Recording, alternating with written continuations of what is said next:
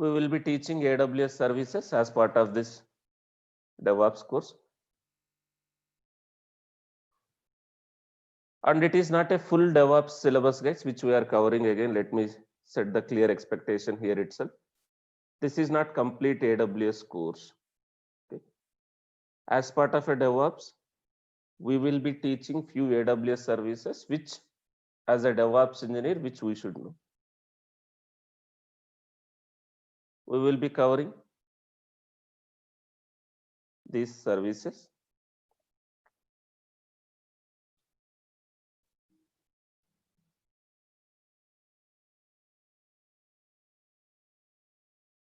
As part of AWS, which we cover here. We will be covering EBS, EFS, and S3, and also ELB.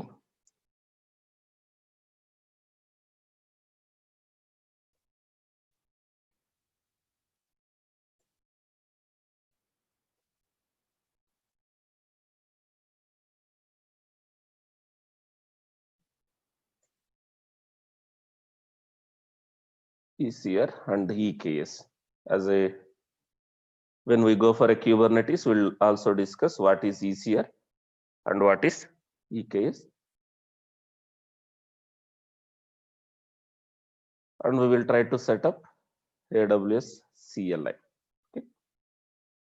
So these are the services which we are going to cover as part of AWS, which we cover in this agenda. Okay.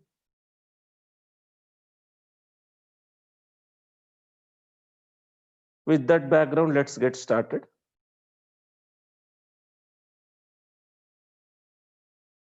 So what is AWS? Before we try to dig into the AWS services, ELB, this is what load balancer. Okay. ELB is nothing but a load balancer, elastic load balancer. Okay. So which is part of this one. So before we get started, what is AWS? First, we'll try to understand what is required to deploy our applications. What is required to deploy an application? You are developing one application. You want to host that application.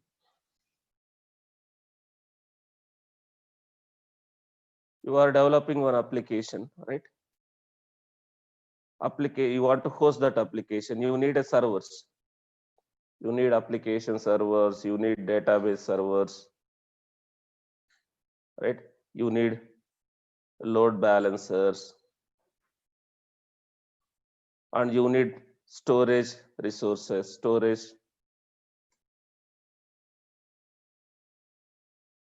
You need an infrastructure. You need an infrastructure. If you want to build and if you want to host some application, you need an infrastructure, you need an hardware. Right?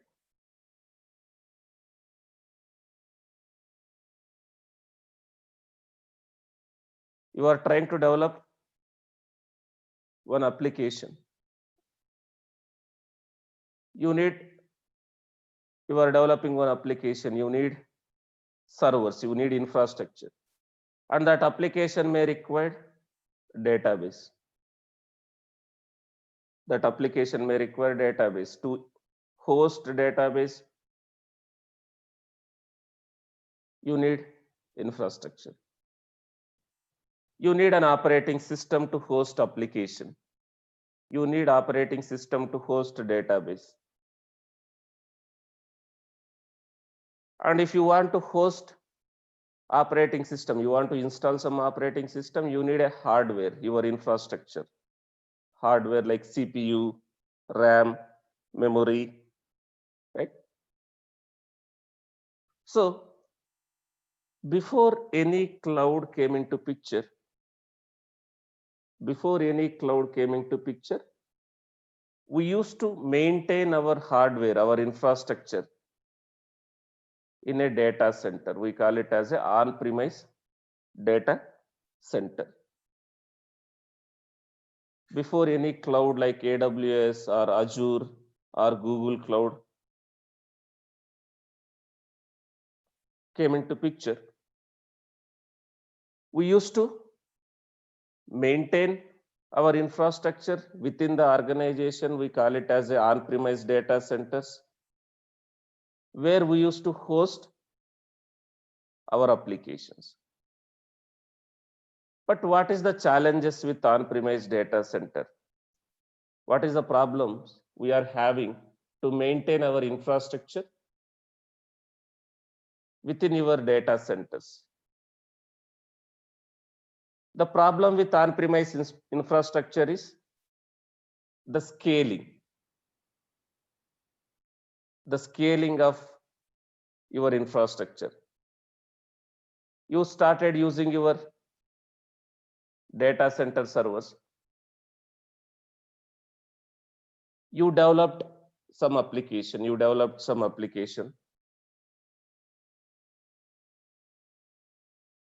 So initially you hosted, let's assume you hosted your application in few servers. There are less users for your application.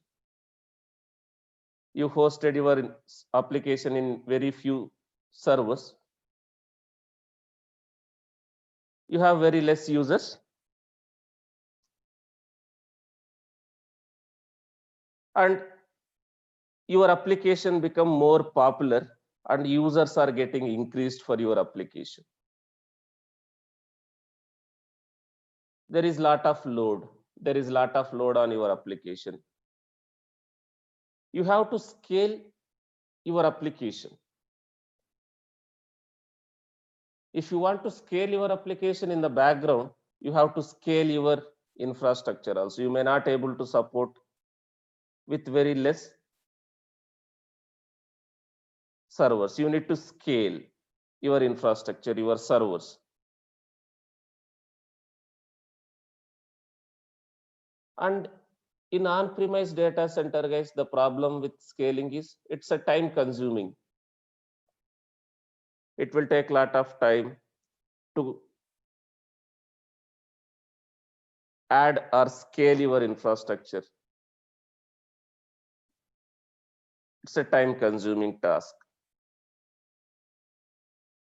And also gradually your application becomes more popular. You have to scale your infrastructure. It's a time consuming task, and also it's most expensive task also. You have to invest a lot of money. You have to spend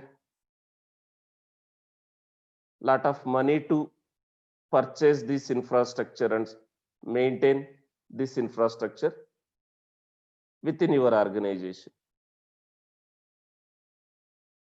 And also if your application is not used by so many people, you don't need so many servers. You don't need so many servers. In that case, you already invested a lot of money and you wasted your resources, right? You are wasting your resources. So on-premise data center, maintaining on-premise data center and maintaining the infrastructure in on-premise data centers, it's a time consuming task and also it's most expensive task.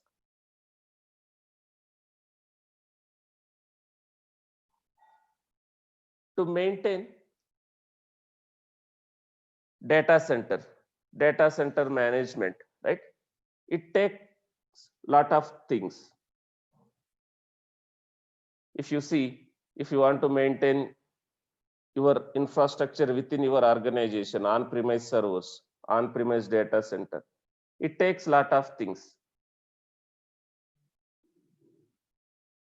It takes a dedicated space. You need to have a dedicated space where you keep your infrastructure.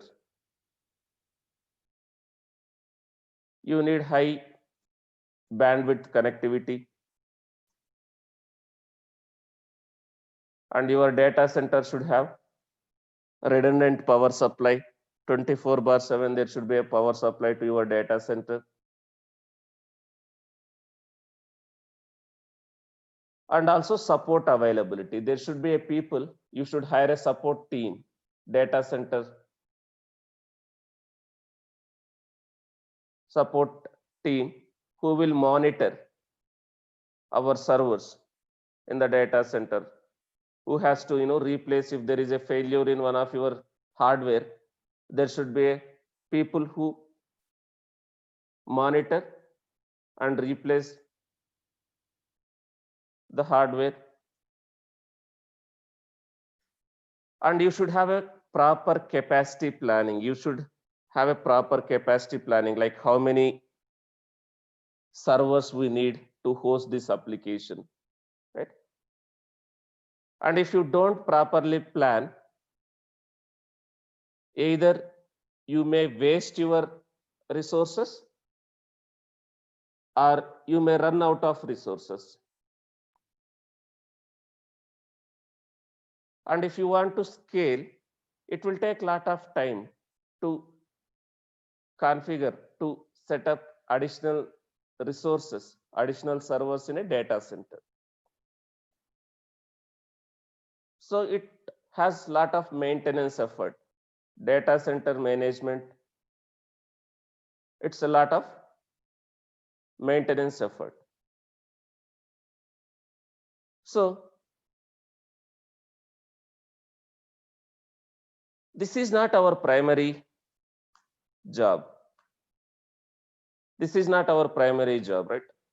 For an end user, as an end user perspective, if you think about an end user perspective, you just need an application. That application should be highly available, right?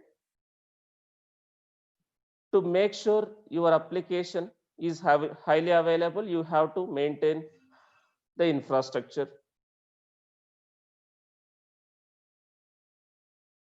in such a way that your infrastructure is highly available.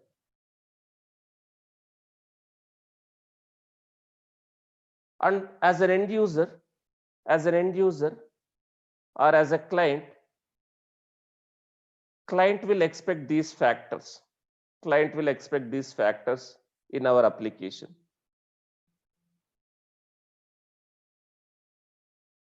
High availability,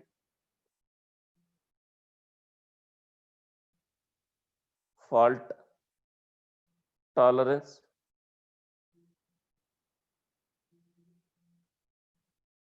scalability, and elasticity. Any business or any client will expect these factors. High availability. Our application should be highly available. Our application and its data should be highly available. There should not be any downtime for our application.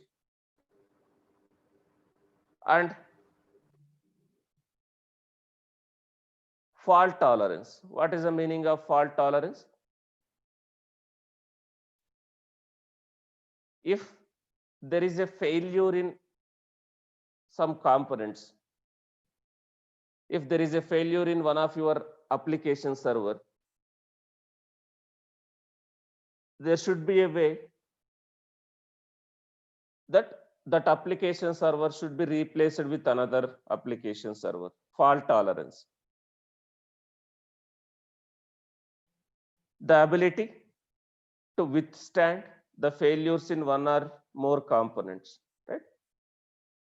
If one of our server is failed, the backup server should immediately took over. There should be a way to replace the failures.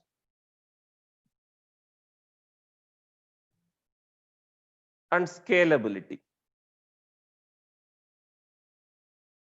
What is the meaning of scalability? Based on the demand, based on the change in our application, based on the demand or based on the change in our application, we should be able to scale our infrastructure, our application.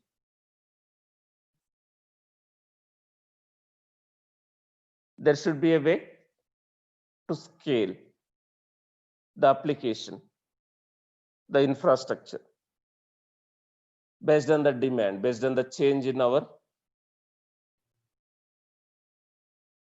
based on the load on our application. And elasticity.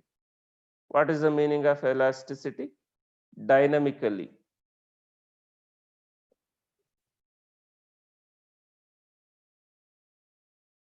We should be able to scale up or scale down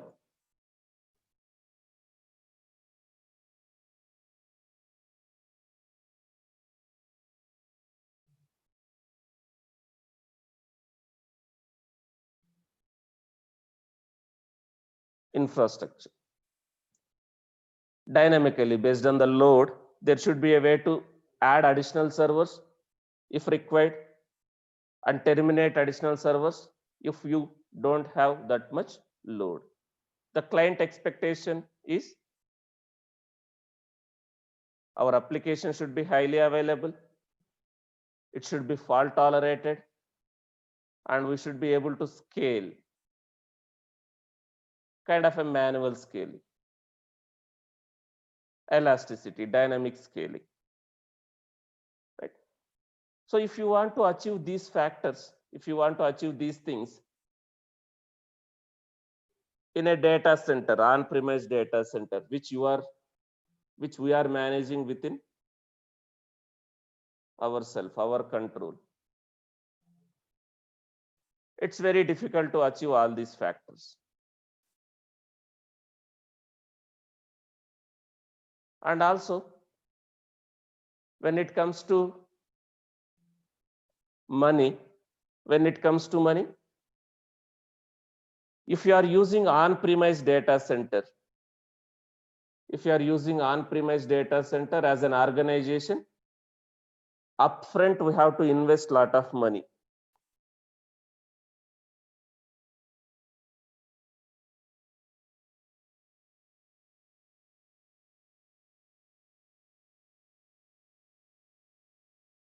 So there are two things here. Capital expenditure and operational expenditure. Suppose if we are using our own data center, upfront we have to invest a lot of money to maintain, to set up data center. Capital expenditure, the expenditure which we are spending before we are getting any returns, right? We are responsible for capital expenditure also as an organization.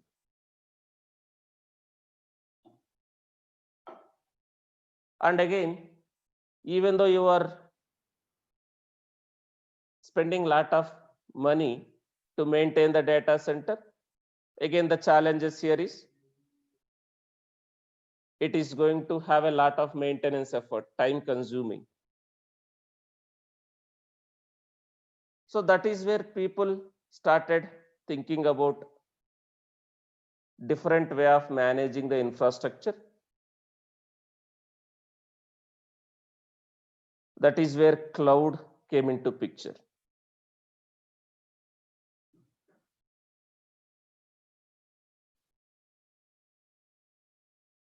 So there is one more problem. There is one more challenge with on-premise data center which we have. Suppose you have one application, to develop. If you are using on-premise infrastructure,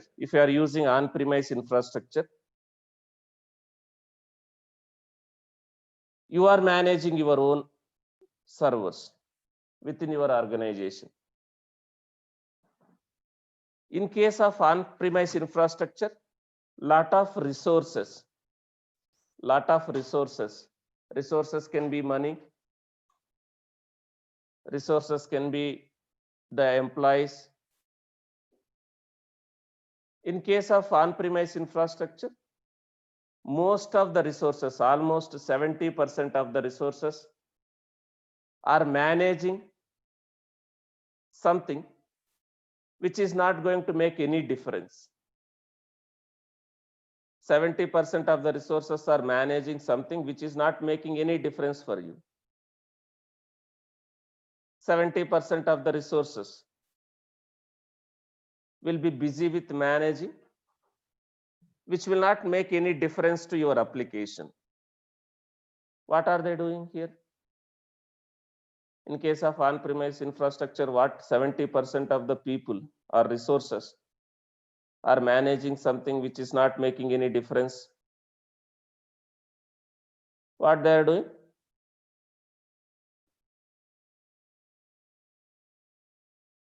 What are they doing here, guys? What they will do here? They are going to manage, or they are going to set up the infrastructure. Setting up the infrastructure, monitoring the infrastructure, and managing the infrastructure.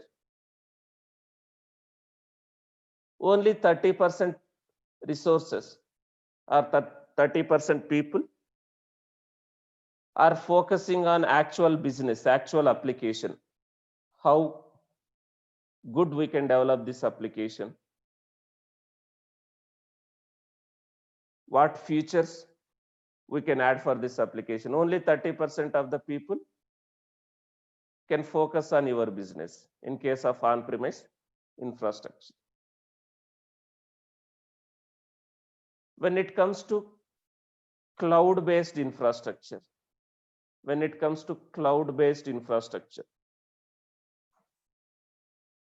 lot of resources can focus on your business. Lot of resources can focus on your business, and only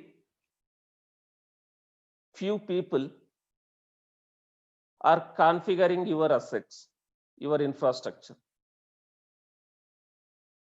In case of cloud, 70% of the resources can focus on your business, your application. Only few resources are busy with setting up configuring the infrastructure. If you see here, in case of cloud, I am saying we are just configuring. In case of cloud-based infrastructure, we are just configuring our infrastructure. But who will manage the infrastructure? Who will set up the infrastructure for us? The providers, the cloud providers, like AWS or Azure or Google Cloud. They are the providers. They are the infrastructure providers. They are going to provide an infrastructure for us. They will manage the infrastructure for us. They will do the investment. They will make some investment to set up the infrastructure, to set up the data centers. We are just using their infrastructure. We are just using their infrastructure. We are just configuring our infrastructure. The providers will manage the infrastructure for us.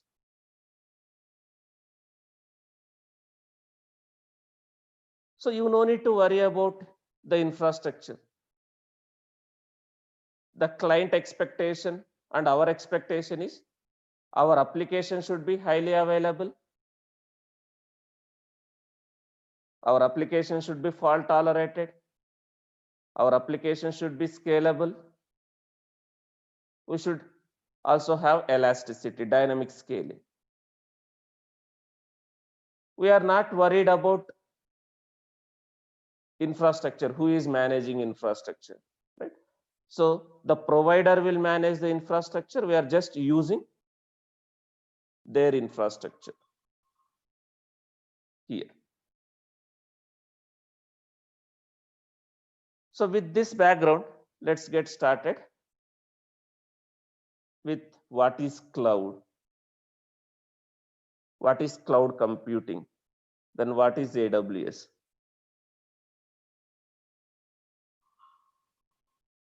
So cloud service, from day one we are using EC2. This is, I call it as a cloud service. From day one we are using EC2. This I can call it as a cloud service. What is cloud service?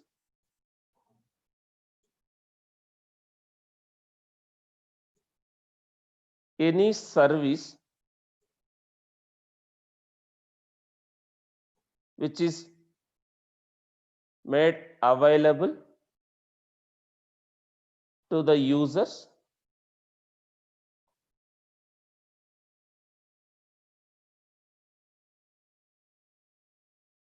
based on the demand.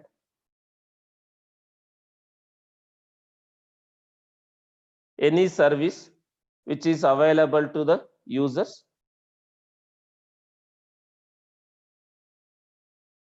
based on the demand. Suppose I have a demand for server, right? I can create a server anytime, which I can access via internet, right?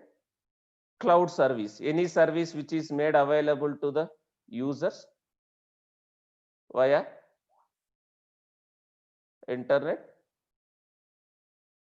based on the demand, right? So cloud service can be anything. Cloud service is any service which is made available to the users on the demand via internet.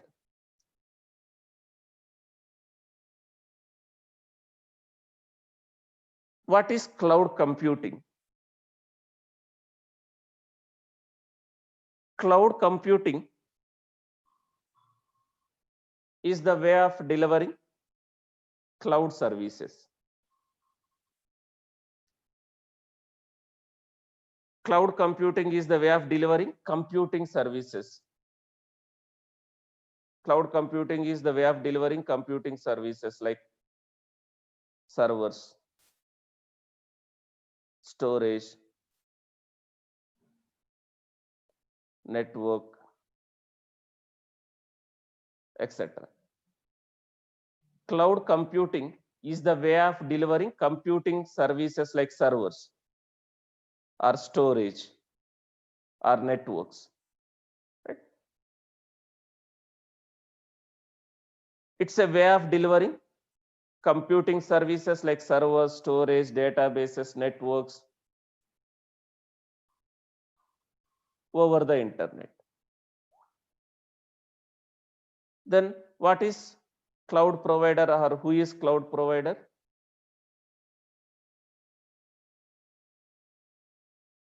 Or who is, like, whom should I, whom can I call as a cloud provider?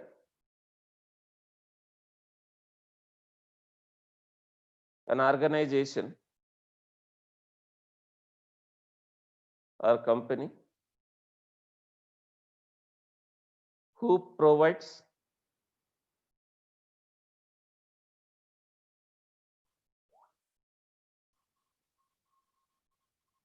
computing services like servers, storage, networks, or databases, etc. over the internet. An organization or company who provides computing services like servers, storage, networks, databases, etc. over the internet based on the demand.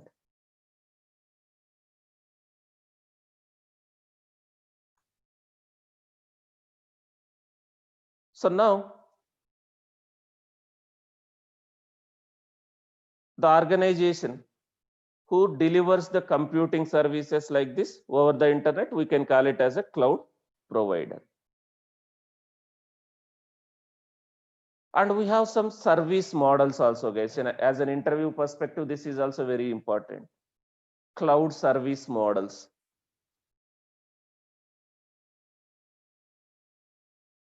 Cloud service models. We have these service models. Infrastructure as a service, platform as a service, and software as a service. Infrastructure as a service, platform as a service, software as a service. If you take any application, right? Application contains these things. Your application will have a networking, storage, servers, virtualization. Your application will have all these things: networking, storage, servers, virtualization, operating system, and middleware softwares like Java, Tomcat, or .NET. Middleware softwares. Your application and its data, and server runtime. Server runtime in the sense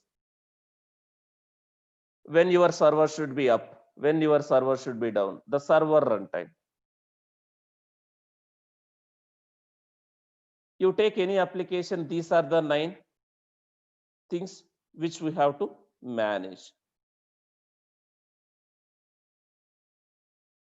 And in cloud, we have this service model: infrastructure as a service, platform as a service, software as a service. If you opt for infrastructure as a service, the cloud provider will provide all these models. They are going to, support services.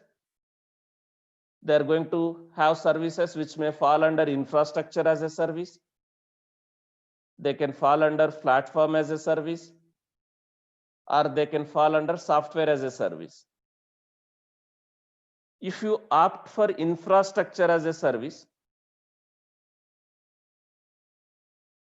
these 4 components will be managed by the provider: networking, storage, servers, virtualization. It will be managed by provider. And we are going to manage operating system. What operating system you want to set up on top of this, and what softwares I have to install, what is required to set up my application, your softwares. In infrastructure as a service model, you will manage these things. We are going to manage the operating system, what softwares needs to be installed, what application you want to deploy, and runtime, server runtime, when your server should be up and running. Infrastructure as a service. So from day one, we are using AWS services, either fall under this one or this one or this one. So what service I can call it as a infrastructure as a service? We are already using AWS from day one. Can we call EC2 as an infrastructure as a service? So EC2, you are creating a EC2. What is EC2 here in AWS?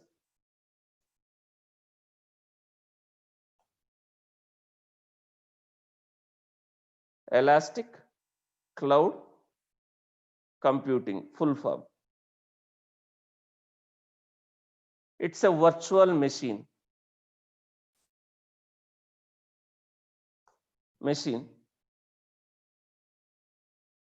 in AWS cloud. It's a virtual machine. It's a machine, it's a server, it's a virtual server in AWS. Are we purchasing or are we managing the infrastructure? I just need some server. I'm using AWS EC2.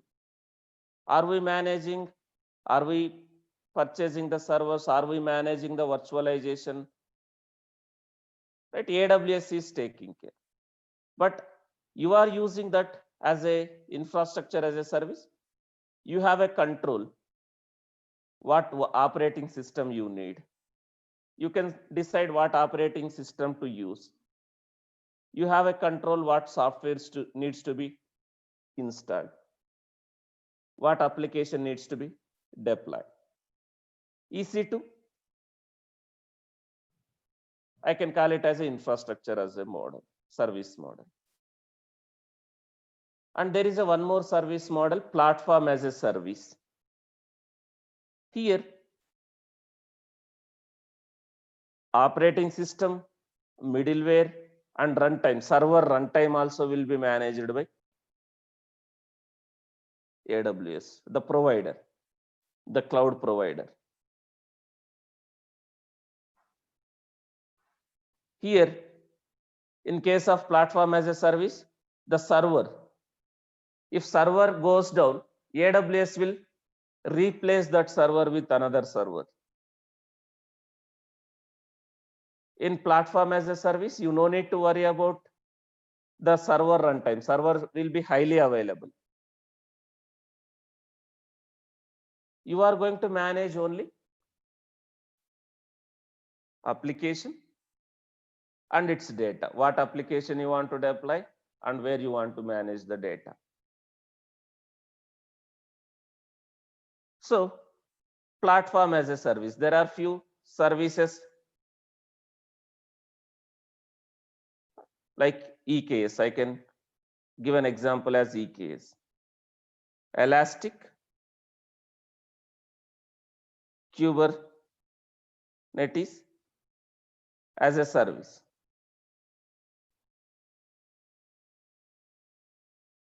Elastic Kubernetes as a service. Platform, it's a platform. They are going to provide a platform. You just deploy your application and its data.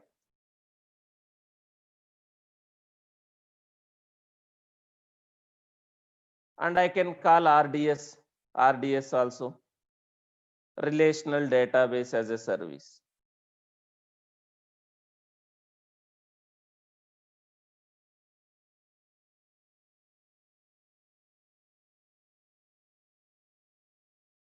As a service. So these are the platforms. You are just managing your application and its data. These factors will be taken care by the provider. And AWS, not only AWS guys, most of the cloud offers one more category, software as a service. Here everything will be managed by provider. Here everything will be managed by provider. Like suppose in AWS, I can say CloudWatch. It's a monitoring software or it's a monitoring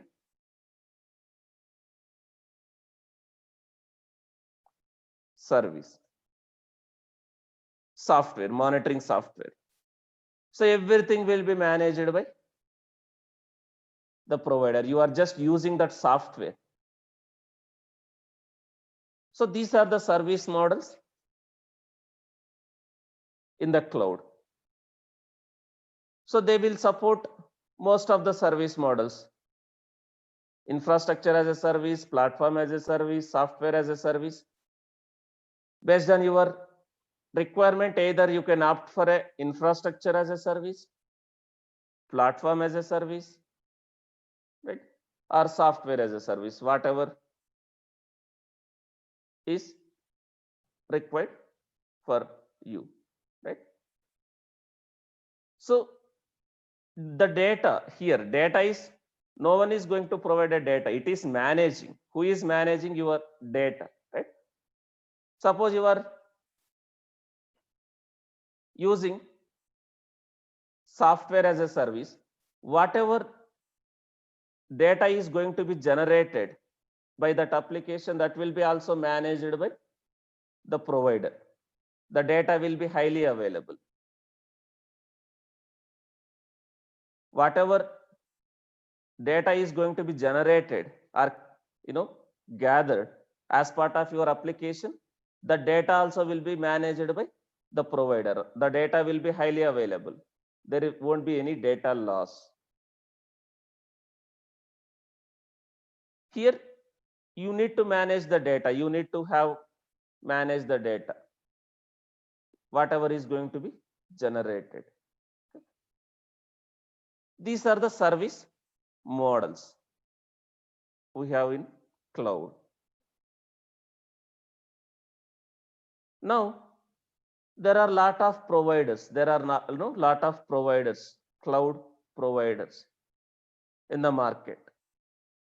The popular cloud providers are these: AWS, Amazon Web Services. We call it as Amazon Web Services or AWS, Microsoft Azure,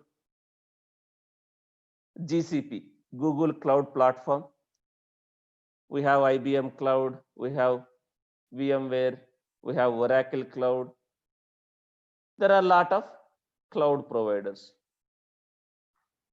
But if you observe the market, AWS and Azure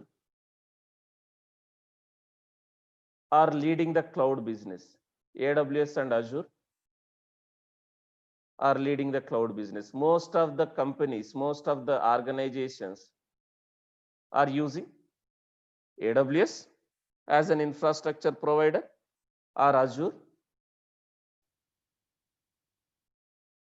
The next place goes to Google Cloud and IBM Cloud.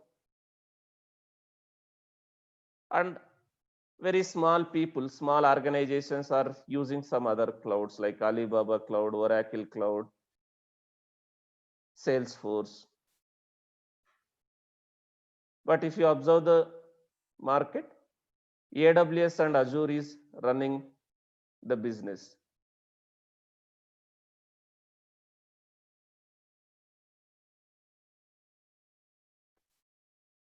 So all are doing the same business. AWS, Azure, Google Cloud, IBM Cloud, all are doing the same business. What are they offering, guys? They are offering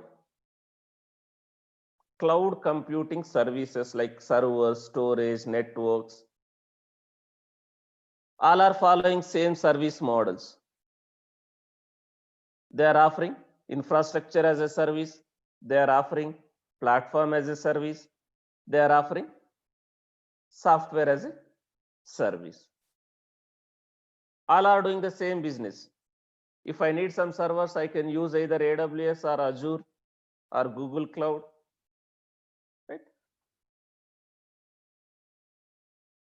So these are the popular cloud providers: AWS, Azure. The next place goes to Google Cloud, then IBM Cloud. So do we need to learn all these things? You may have a question, sir, do I need to learn AWS? Do I need to learn Azure? Do I need to also learn Google Cloud Platform? Not required. You no need to learn all the things here. All are doing the same business. At least you should be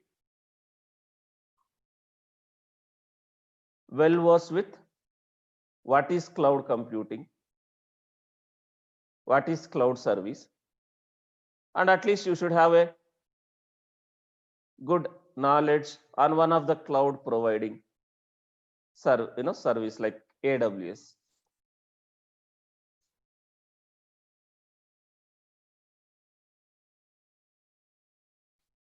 So with this background now, we will start what is AWS. So far we were just discussing about what is required to launch or host our application. With that background, now let's get started. What is AWS? AWS is a sub-organization, subsidiary of Amazon.com. AWS is a subsidiary, sub-organization of Amazon.com that provides on-demand cloud computing platforms.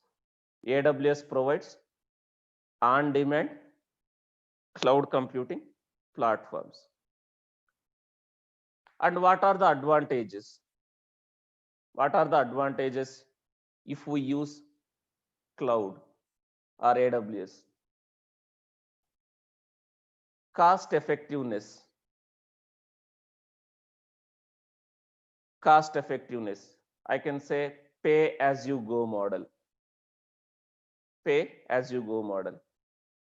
If I use AWS, do I need to, as an organization, do I need to do the capital expenditure, guys? Suppose as an organization, do I need to invest lot of money upfront? Do I need to do capital expenditure if I use AWS or any cloud? We are not upfront, we are not investing anything. Based on the demand,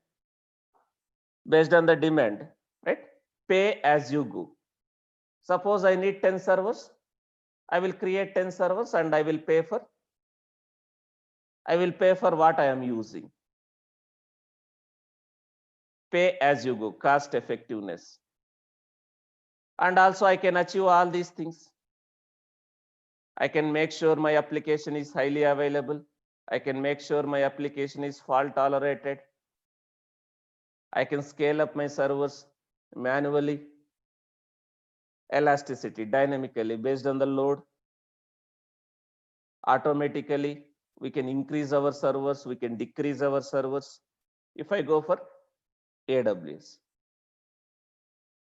And also flexibility and openness. AWS services are more flexible. You don't have any contract saying that if you create one EC2 instance, you have to use for 1 year or 2 years, something like that. It's more flexible and openness. Whenever you need a server, you can create a server.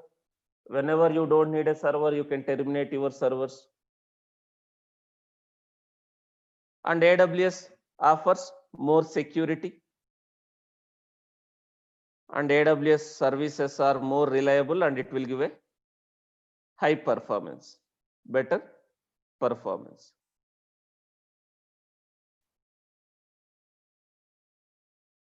So next one, how to create an AWS account. I hope everyone has an AWS account and everyone already aware about what is AWS free tier, right?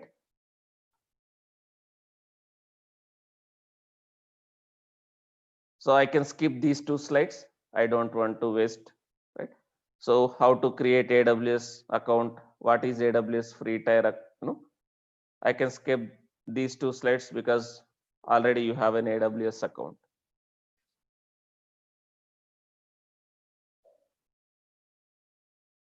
Now we will understand AWS infrastructure, global infrastructure, how AWS is managing the infrastructure and where and all they are managing, where and all they are having their infrastructure.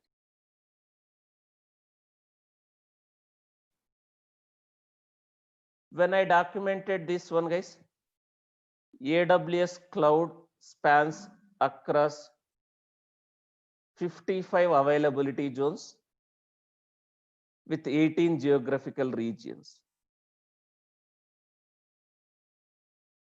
So AWS was having this concept. AWS is having this concept. AWS has a concept called region availability zone.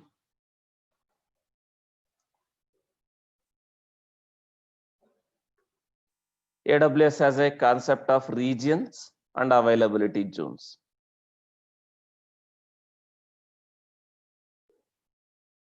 We are saying cloud, AWS cloud provider, cloud service, EC2, Elastic Compute Cloud. EC2 is nothing but a virtual machine. It's a machine.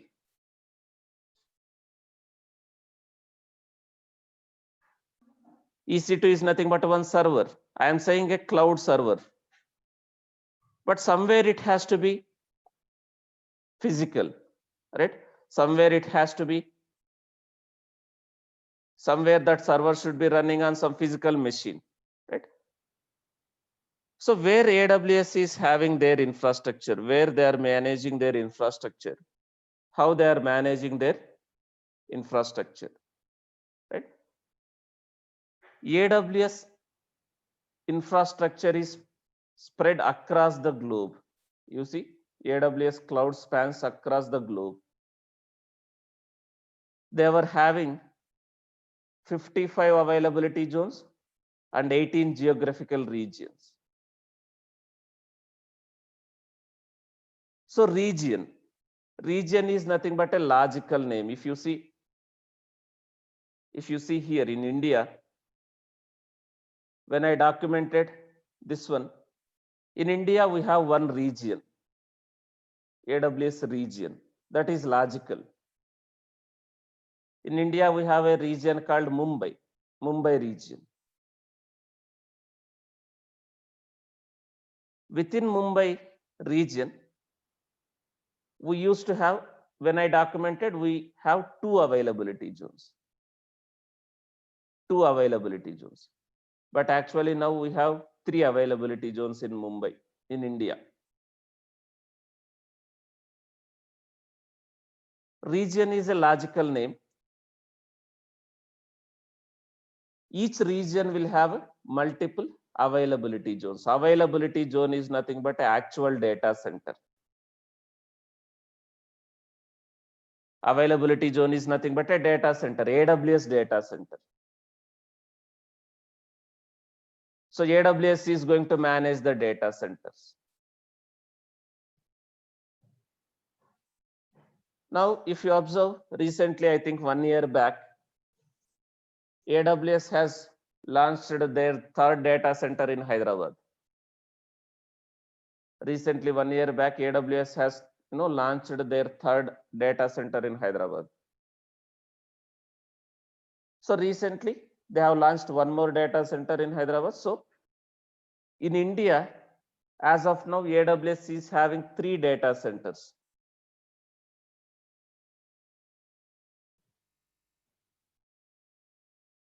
Like this, AWS has multiple data centers. We call it as availability zones. Multiple data centers across the globe. Guys, when you are creating a server, when you are creating any service in AWS, if you see, when you create a service in AWS, the top right corner, if you see, these are regions. These are regions. AWS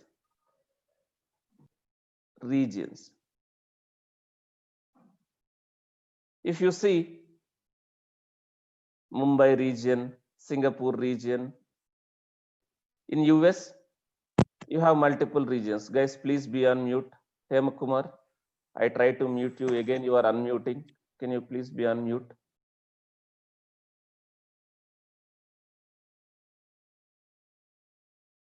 So AWS has multiple regions. If you see in US East, North Virginia, Ohio, California, Oregon, right? In Asia Pacific, Mumbai, one region, Singapore, Sydney, Seoul. These are the regions, AWS regions, logical names. And each region will have a multiple availability zones, the data centers. The data centers, right? When we are creating any service, we are selecting some region. Within this region, we are creating our servers, our resources. If you see, as of now, I have some servers, I have some virtual machines. These servers, where are these servers? These servers are created under Mumbai region. Within Mumbai region, there are multiple data centers. Mumbai region, multiple availability zones. If you see, we have 1A, 1B, like this, 1C. It might be, this server might be in Hyderabad data center. This server might be in a Mumbai data center.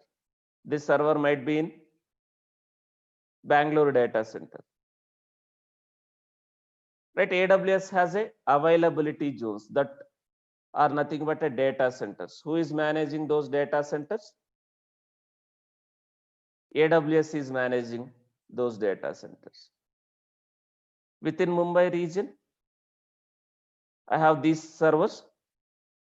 These are in some data centers within the Mumbai region. Actually now, AWS has almost 70 availability zones. Now AWS has almost 70 availability zones and almost 22 regions now. When I documented, they were planning to come up with some data centers in these locations also. If you see,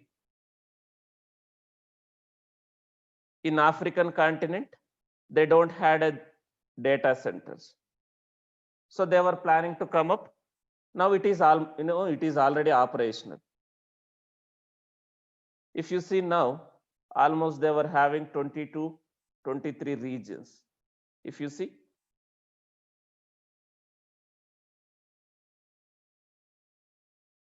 Cape Town, there is one region. Within that region, they will have a multiple availability zones.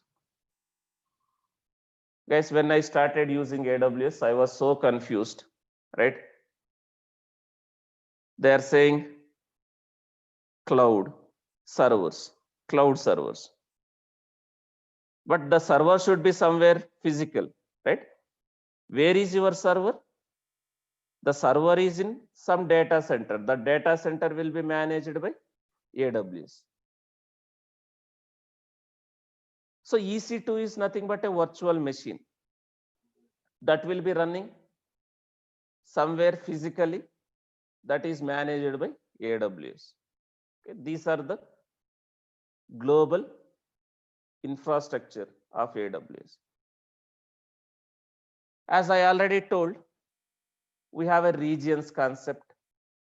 We have availability zones in AWS. Not only in AWS,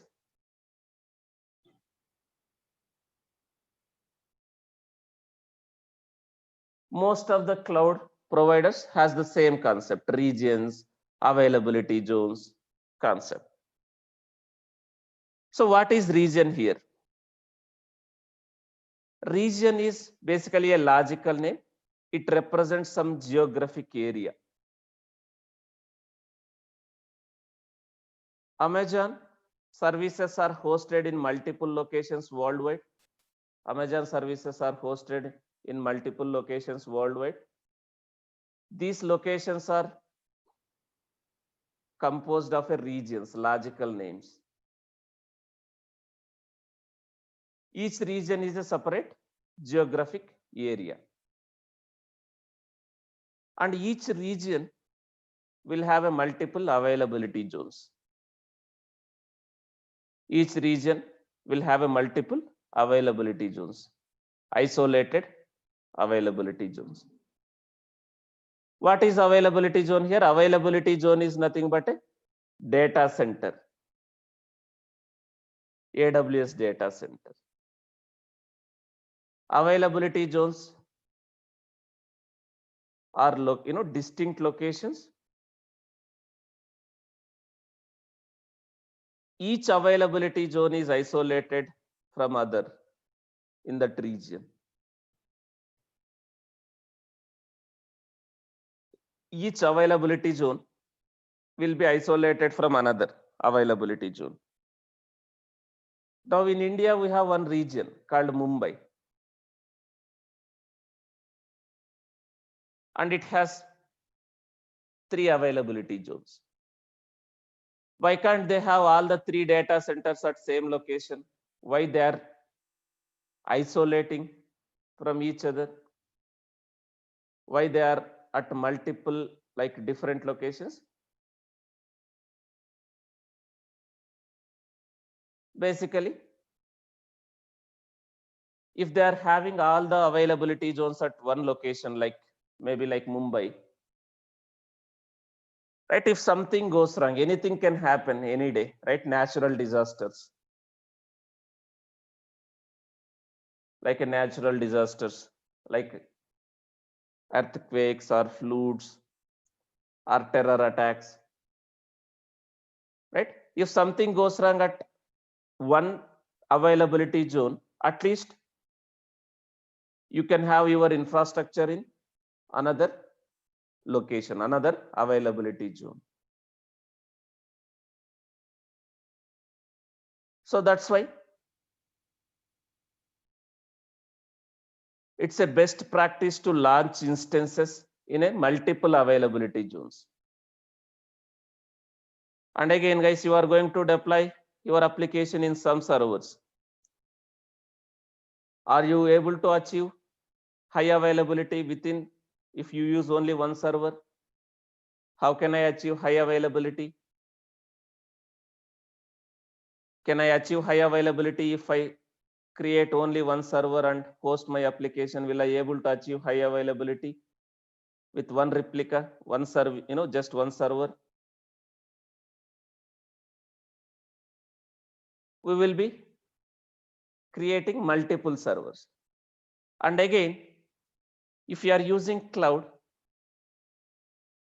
you can create multiple servers, but is it recommended to have all the servers in same availability zone?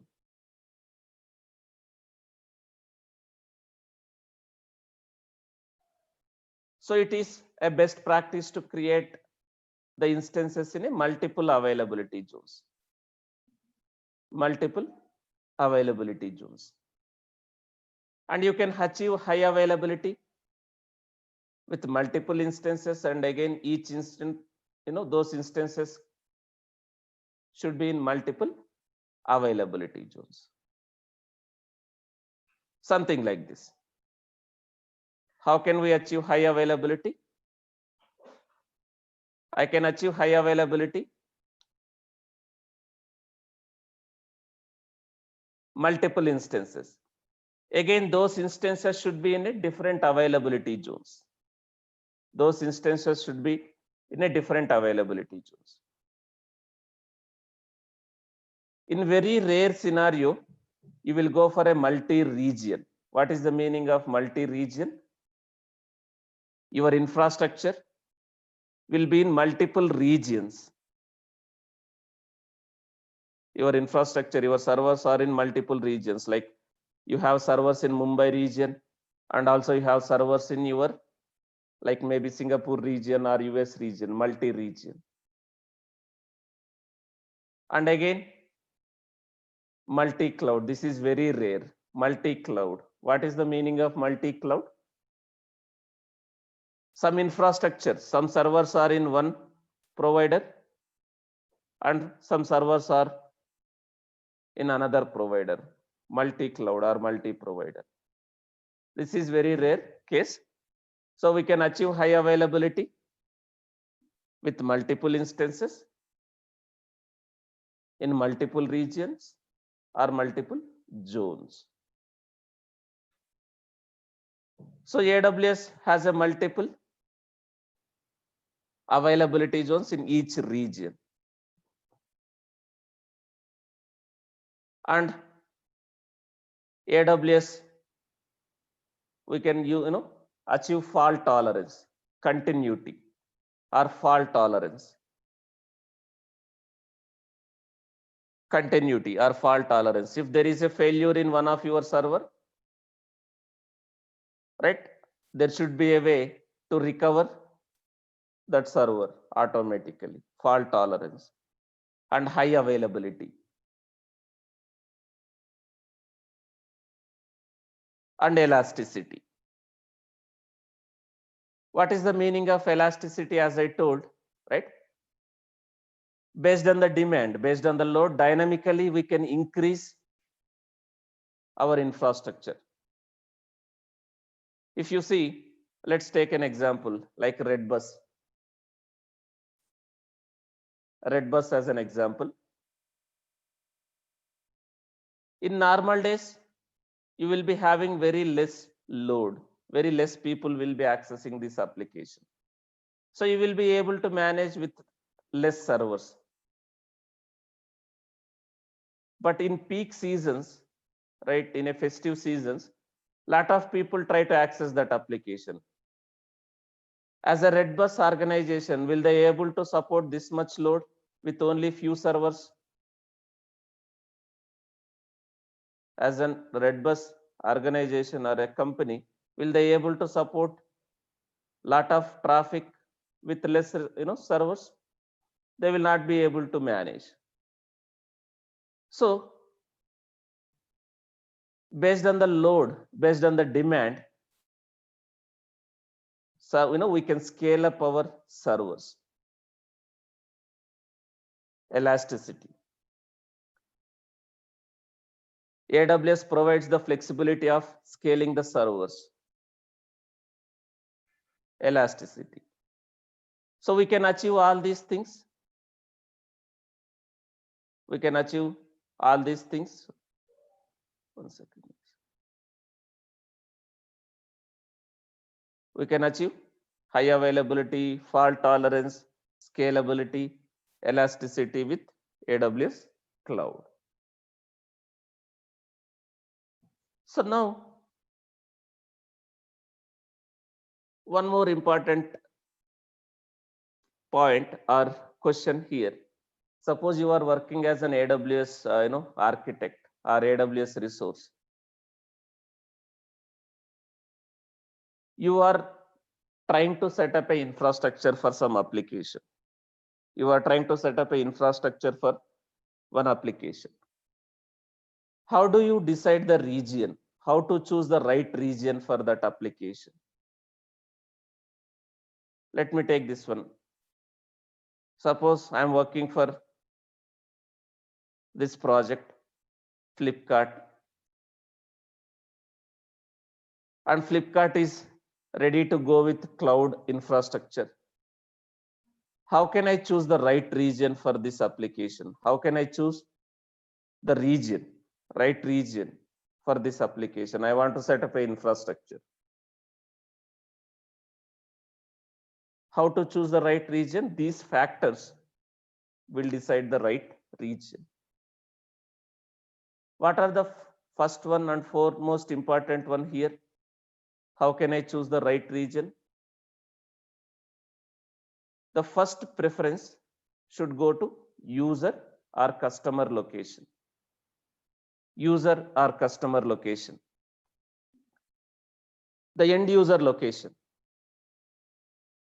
If I take an example of Flipkart, Flipkart is operate out of India, right? Flipkart will do the business only within India. The first and foremost thing is user and customer location. The Flipkart operate out of India. The first and foremost preference goes to the user or customer location.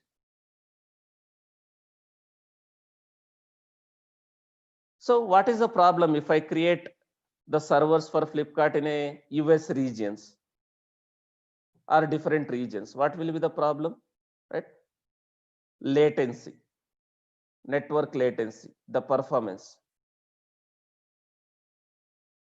So first preference goes to the user or customer location. Then you can think of a pricing.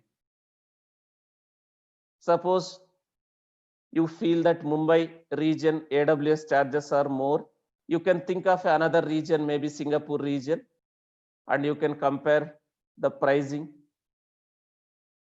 And even though price is less, you should not immediately decide. Next, you have to compare security and compliance requirement, because each organization, each client will have their own security requirements, and each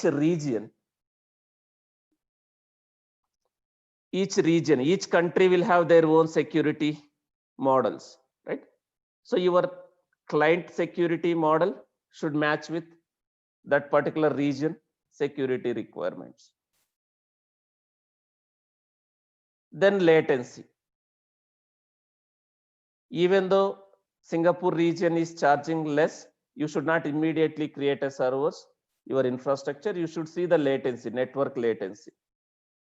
How quick you are able to access the application or the servers which are running in a different region. The next one goes to service availability. What is the meaning of service availability? AWS has hundreds of services. Does it mean all the services are available in all the regions? Like AWS has a lot of services like EC2, EFS, ES3, something like this, EKS. Like these are the services.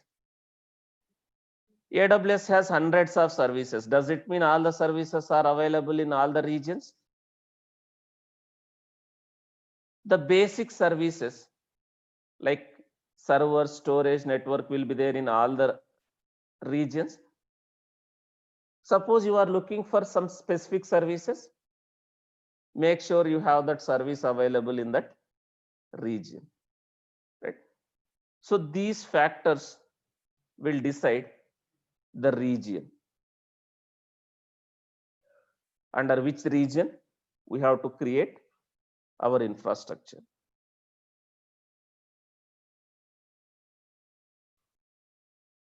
So now let's try to understand the basic and first service in AWS, EC2.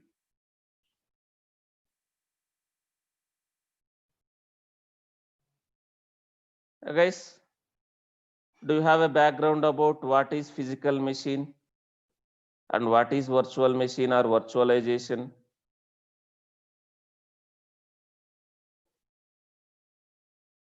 Or virtual machine?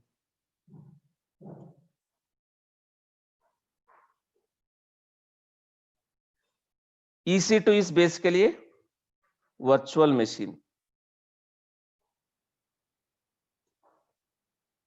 Virtual machine in AWS cloud.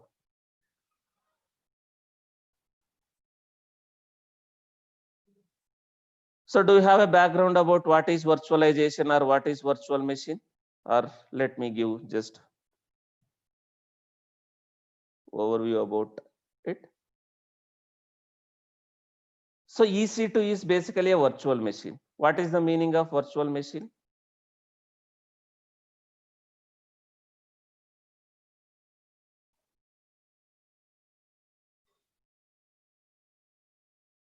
So you have some server, you have some server, you have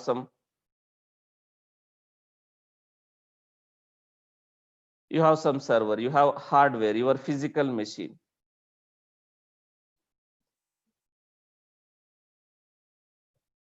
Or we call it as bare metal servers.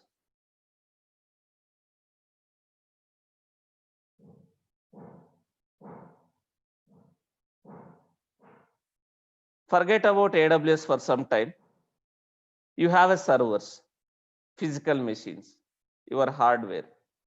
Suppose you have hardware, very high configuration server. You have 32 GB RAM and you have maybe 16 core processor.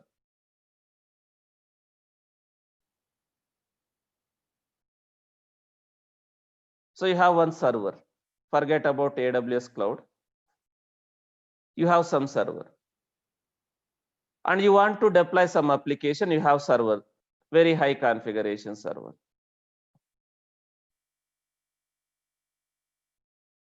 On top of this physical machine, you have some operating system, OS. And on top of this, you have your application, your softwares and your application.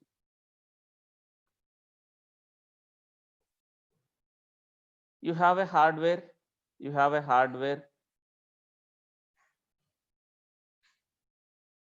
on top of that hardware, you have an operating system. Then you are deploying some application. You have a physical machine with very high configuration. Now, this application is not using this much memory, this much CPU. This is using just, it's using used, right? It may be using just 8 GB memory and maybe just it is having very less utilization of your CPU. Maybe it is just using 4 core.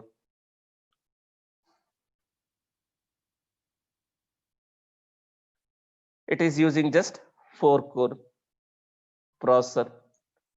And there are a lot of wastage in your resources. And I want to, utilize my resources efficiently. I need to set up a database server. Suppose I have to set up a database server.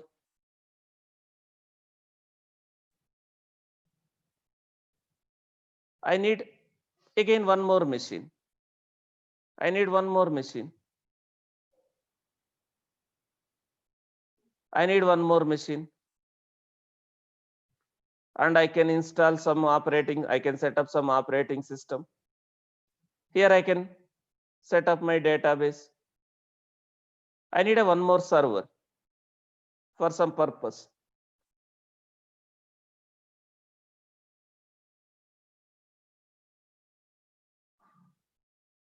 I need some additional servers. You are already wasting your resources here. You are already wasting your resources here. Right? You need a servers. Again, you have to purchase additional servers. You may have a question. Sir, why can't I set up database also in the same server? Why can't I install database also in the same server?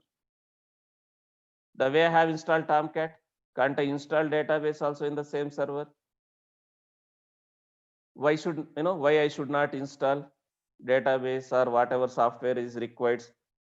Why can't I run all the things in a same server? Why we should not install, guys?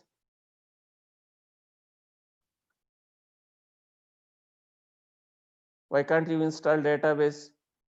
Or suppose you need a server for setting up a Jenkins. Why can't you install Jenkins in the same server where your application is running, your Tomcat is running? Or you need a server for database, why can't you install? Right? Isolation, right? You need to isolate your applications. You need to isolate network. You need to isolate storage. You need to isolate your process. You need to isolate your memory. So for my database, I need to isolate these things. For my application, I need to isolate these things. If you install everything in a same server, you are running everything in a same server. You cannot apply network policies for database. If you apply a network policy for database, which might be applicable for your application server also. And again, if there is a lot of load on my application, and will there be any impact on the database if I am running database also in the same server? Because this is taking lot of memory and CPU. Will it impact the database if I run in the same server?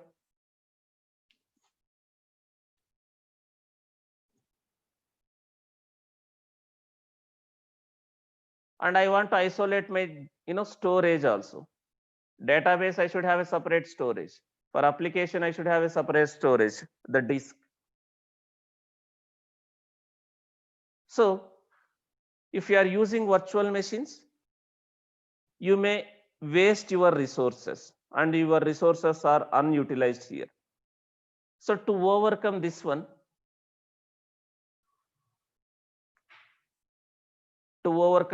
there is a concept called virtualization. In early 90s, we used to deploy our applications in a physical machines, guys. In early 90s, we used to deploy our applications in a physical machines. Later, virtualization came into picture. So people started using virtualization softwares. We call it as a hypervisor softwares. Virtualization. So you have a physical machine. You have a hardware with very high configuration. On top of this physical machine, using hypervisor softwares, we can create a virtual machines.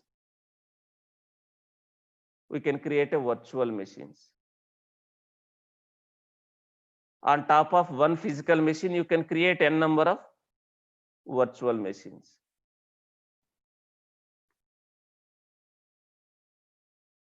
Suppose you have a hardware, one physical server with this much configuration. Using hypervisor softwares, we can create a multiple virtual machines. While creating this machine, I can allocate resources. I can say 8 GB RAM for this one, 4-core processor for this one.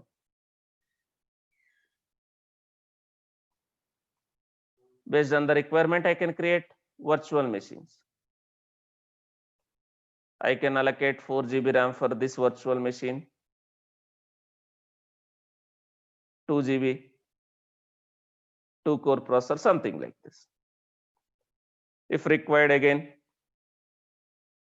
I can allocate 2 GB RAM and 2-core processor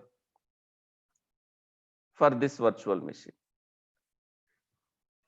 Using hypervisor softwares, like you have a lot of hypervisor softwares like Oracle, VirtualBox. In Windows, you have Hyper-V. We have VMware, Fusion. You have Citrix, Zen. You have a lot of hypervisor softwares. Using these hypervisor softwares, you can virtualize your hardware.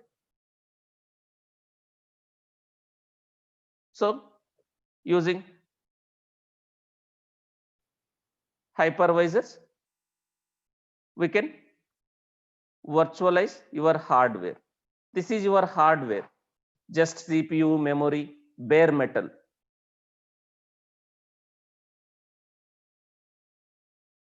Bare metal server, just hardware, CPU, memory, network cards, storage, hard disks, right? On top of this bare metal, using hypervisor softwares, you can create a virtual machines. Now what you are virtualizing here? Hardware virtualization. You are virtualizing your hardware virtualization. Using these softwares, you are virtualizing your hardware. So you can create a virtual machine, VM, on top of physical machine, physical infrastructure, physical server. So each virtual machine will have an operating system. Each virtual machine will have an operating system, its own operating system. And use this virtual machine for whatever purpose you want to use.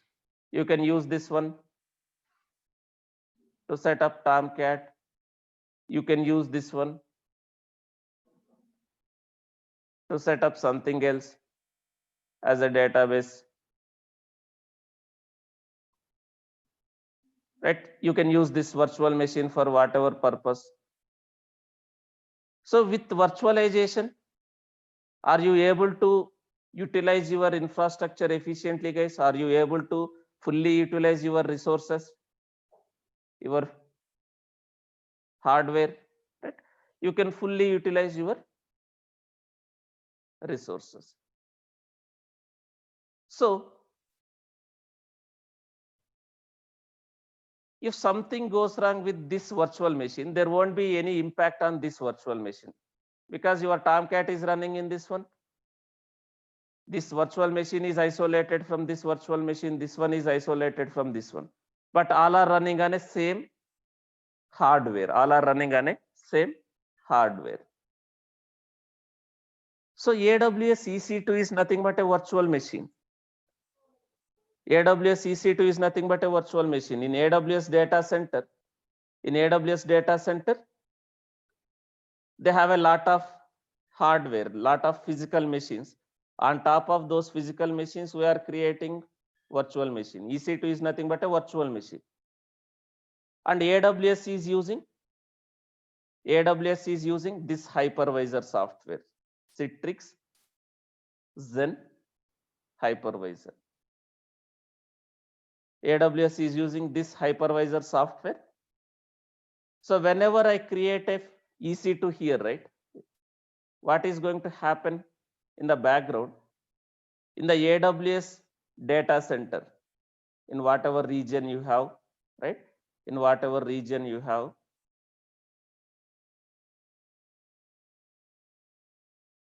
you are trying to create a server infrastructure as a service. So you are selecting what operating system, right? Now here I am in Mumbai region and I can select under which availability zone I want to create a server, either in 1A, 1B, 1C, right? Within Mumbai region. So within the data center, on top of some physical machine, you will get a virtual machine in the background. EC2 is nothing but a virtual machine that will be created on top of AWS physical machine within the AWS data centers. So they are going to use this hypervisor. So EC2 is nothing but a physical machine.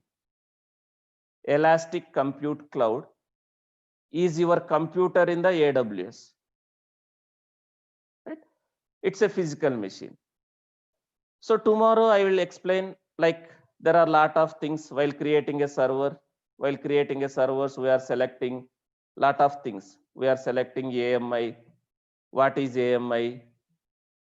What is instance type? Right? So tomorrow we'll try to continue with EC2. Once we are familiar with EC2, guys, then we will start with storage services. Storage services, like we have EBS, we have EFS, we have S3. Guys, AWS is all about infrastructure. AWS is all about infrastructure, servers, storage, network, right? So it's kind of a more kind of a theory than the labs, right? It's kind of a theory that, than the labs. But once we start with load balancer, there might be some lab setup which we will do, right? So tomorrow we will continue with first EC2, then we will start with storage services, guys. If you have any questions, any queries, feel free to ask now. I have 2-3 minutes time before I start the next class. If you have any questions, any queries, feel free to ask in the chat box. Or if you have any questions, please feel free to ask in the Skype group. Whenever I see your message, whenever I got some time, we'll discuss here. Will it possible to identify whether it's a physical or virtual? I don't think it is possible to identify whether it's a physical machine or virtual machine. Okay, because you are getting access to only virtual machine, right? It is just a server. It is just a server. For as a user, right? You are just using that server. What is the advantage with virtual machines? What is the problem with physical machines is more important here. The advantages with virtual machines are you are fully utilizing your resources. So AWS, it may take, today is the first class, right? I may need another 6 classes. As I already told guys, it is not complete AWS course. We are covering the important services as a DevOps engineer, whatever is required to know, we are covering those services. We will be discussing those. After AWS, we will start with Docker, guys.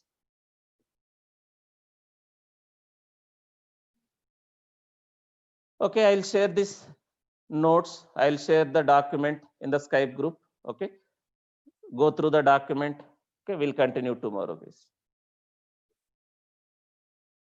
Paramveer is more worried about how many classes, right? Docker, I may need almost 18 hours, approximately 15 to 18 hours. 15 to 18 hours Docker. So Docker, I may need 10 to 12 days. And Kubernetes also. Kubernetes also I may need 15 to 18 hours. It may also take more time. And these two are very important, guys. That's why we are spending a lot of time here.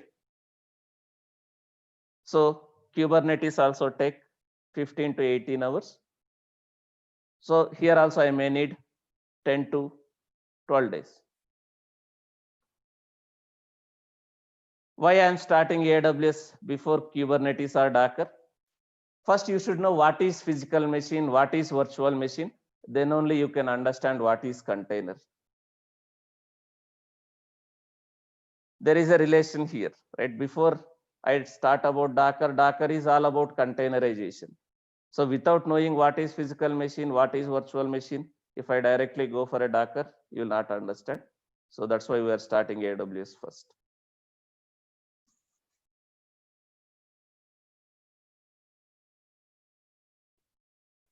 Adyanshu Pradhan, there is a separate course for AWS. Okay, if you need full AWS course, let me know. There we will cover all the AWS services.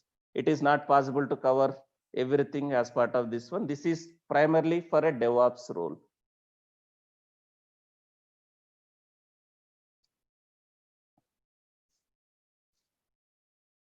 Yes, sir. I'm planning to take classes on Saturday also. We will be having classes on Saturday also. Because I want to also close this as early as possible because you people are also waiting eagerly for Docker and Kubernetes. We'll take classes on Saturday also.